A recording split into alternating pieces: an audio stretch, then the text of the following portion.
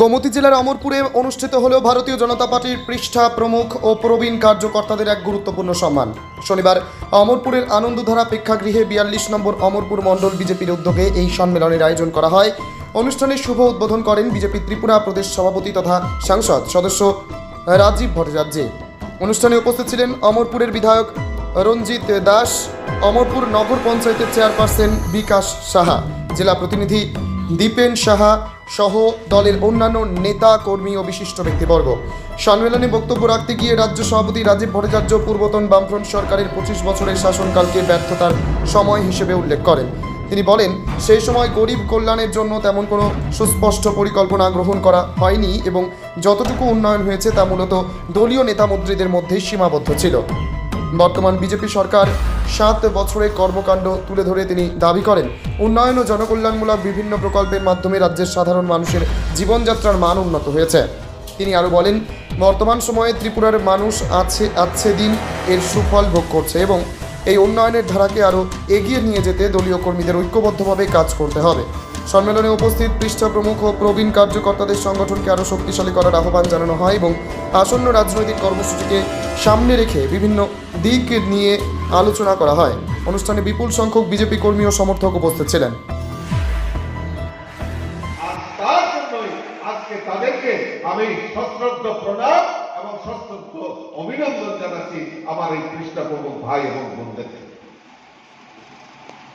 বন্ধুগণ, এই ত্রিপুরা রাজ্যে আবারও একটা শক্তি এবং এই বিবেকগামী শক্তি এই ত্রিপুরা রাজ্যে মানুষের মধ্যে বিভ্রান্তি তৈরি করে আমাদেরকে বিচলিত করার একটা প্রয়াস শুরু হয়েছে। গতকালকে দেখলাম যে কংগ্রেস এবং সিপিএম যারা দেখেছিলাম 2023-এ তারা নির্বাচনে একসঙ্গে লড়াইয়ের ময়দানে একসঙ্গে অ্যালায়েন্স করে তারা ময়দানে নেমেছে। গত কয়েকদিন আগে হঠাৎ করে দেখলাম তড়িঘড়ি সিপিএম এডিসি নির্বাচনের প্রার্থী, ধর্মনগরের বাই ইলেকশনের প্রার্থী ঘোষণা করে দিয়েছে আর কংগ্রেসকে বলছেন সহযোগিতা করার জন্য। আবার গতকালকে দেখলাম কংগ্রেস নেতারা স্টেটমেন্ট করেছেন যে না, এই সিপিএম বিজেপিকে উৎখাত করার জন্য সক্রিয় না। অর্থাৎ এই কংগ্রেস এবং সিপিএম আবার লড়াইয়ের জন্য সম্মুখী, আবার এই রাজ্যকে বিভ্রান্তির বাতাবরণ তৈরি করার চেষ্টা করছে। কেউ বলছেন না না, বিজেপিকে আমরা রুখতে হবে, বিজেপি 2028-এ আসতে পারবে না, বিজেপি আবার পিছনে চলে যাবে, বিজেপি আর ক্ষমতায় আসবে না। আমি আপনাদেরকে বলে রাখি, আজকে আমার পৃষ্ঠা প্রমুখ ভাইয়েরা বোনেরা এখানে সমবেত হয়েছে, আমার কার্যকর্তারা সম্মানিত কার্যকর্তারা এখানে দেবদূল্য কার্যকর্তারা এসছেন। আপনারা লিখে রাখতে পারেন 2028-এ এমন কোন শক্তি ত্রিপুরা রাজ্যে নেই ভারতীয় জনতা পার্টিকে উৎখাত করতে পারে। ভারতীয় জনতা পার্টির সরকার 2028-এও ভারতীয় জনতা পার্টির সরকার ত্রিপুরা রাজ্যে প্রতিষ্ঠা হবে। আজকে লিখে রাখতে পারেন যে 2026-এ ভারতীয় জনতা পার্টির নেতৃত্বেও আমরা এডিসি দখল করতে যাব। সেই সংকল্প নিয়ে আমাদের ভারতীয় জনতা পার্টির কার্যকর্তারা কাজ করছে। আপনারা বলতে পারেন যে আমাদের প্রদেশ সভাপতি এত আত্মবিশ্বাসের সঙ্গে কিভাবে বলছে।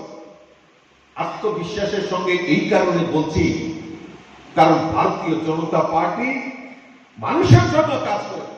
ভারতীয় জনতা পার্টি গরিব মেহনতি মানুষ থেকে শুরু করে, আমাদের রাজ্যের কৃষক থেকে শুরু করে, শ্রমিক থেকে শুরু করে, মহিলা থেকে শুরু করে, যুবক থেকে শুরু করে, জনজাতি থেকে শুরু করে সমস্ত অংশের মানুষের জন্য আমরা কাজ করে থাকি।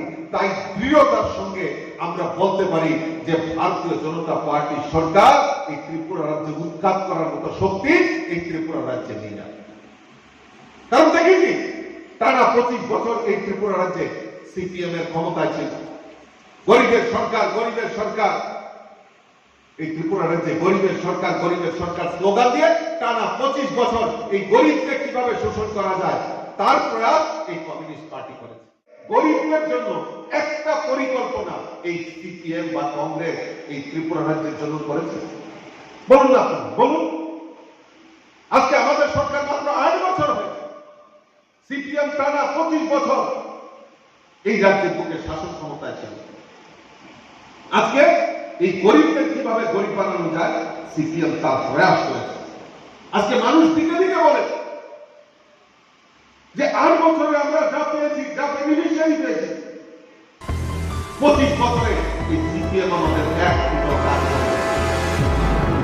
জিজ্ঞেস করবেন ওই কমিউনিস্টের ড্রাইভারের তারা এখনো হাসপাতাল নিয়ে উঠেন, অমরপুরে মিছিল করার প্রয়াস করেন, যতনবাড়িতে মিছিল করার প্রয়াস করেন।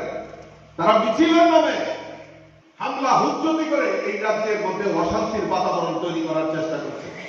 তাদের জিজ্ঞেস করতে হবে যে আপনারা তো বলতেন যে আপনারা গরিবের সরকার, গরিবের সরকার, গরিবদের জন্য কি পরিকল্পনা নিয়েছেন? কোনো পরিকল্পনা নেই।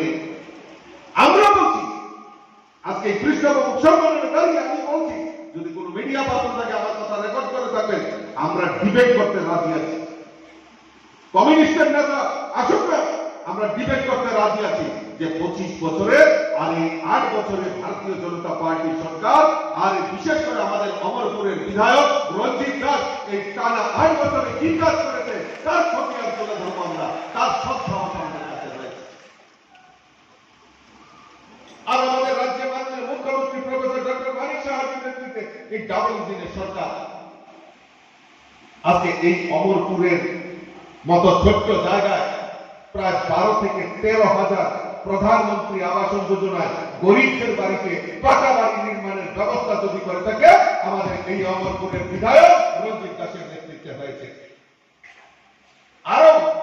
আরো ঘর দেওয়ার জন্য তৈরি রয়েছে। জিও সার্ভে, মানে আমাদের যে সার্ভের কাজ হয়ে গেছে। এমন অবস্থা হয়েছে আরবান এলাকার আমাদের নগর পঞ্চায়েতের চেয়ারম্যান একটু আগে বলছিলেন আমাকে যে আমরা আরো ঘর দিতে চাইছি, আমরা লোক খুঁজে পাচ্ছি না। আর সিপিএমের সময় আমরা দেখেছি ঘর তো দেওয়ার নাম নেই, যারা ঘর পেয়েছে তাদের থেকে কিভাবে চাঁদা সংগ্রহ করতে হবে, তাদেরকে কিভাবে বোকা বানিয়ে তাদের ব্যক্তিগত সম্পত্তি করতে হবে তার ব্যবস্থা করেছে। এখন টাকা কোথায় আসে? ঘরের টাকা কোথায় আসে? ঘরের টাকা কোথায় আসে?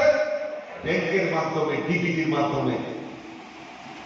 আপনারা বলুন তো বুকে হয় যে 12-13,000 ঘর এখন অব্দি এই অমরপুর বিধানসভায় হয়েছে। 1 টাকা চাঁদা তুলেছি কিনা আমরা? বলুন না, চাঁদা তুলেছে কিনা? রঞ্জিত দাস, আমাদের মন্ডল সভাপতি, আমাদের চেয়ারম্যান এখানে আছে, 1 টাকা চাঁদা তুলেছে কিনা? আপনারাও তো জনপ্রতিনিধি, আপনারাও তো চেষ্টা করবো আমরা কারোর থেকে 1 টাকা চাঁদা তুলেছি কিনা?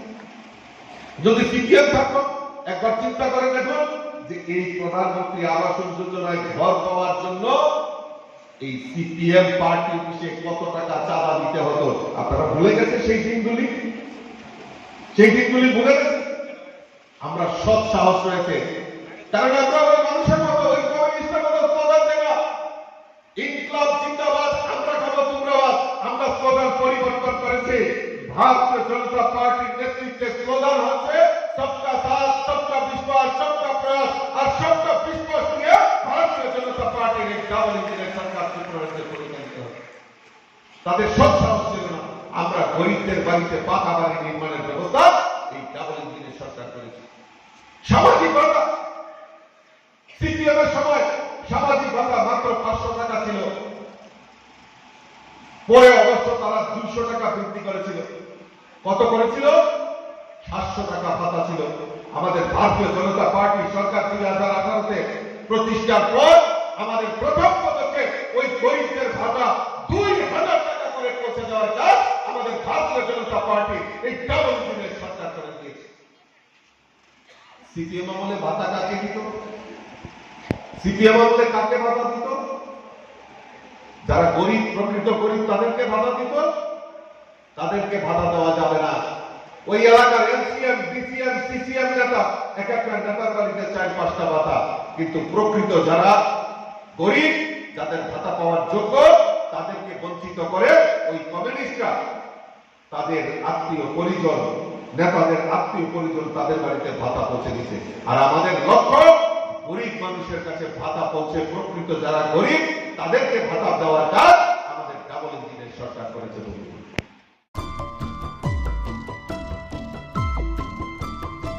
নিজস্ব প্রতিনিধির রিপোর্ট, অমর বার্তা।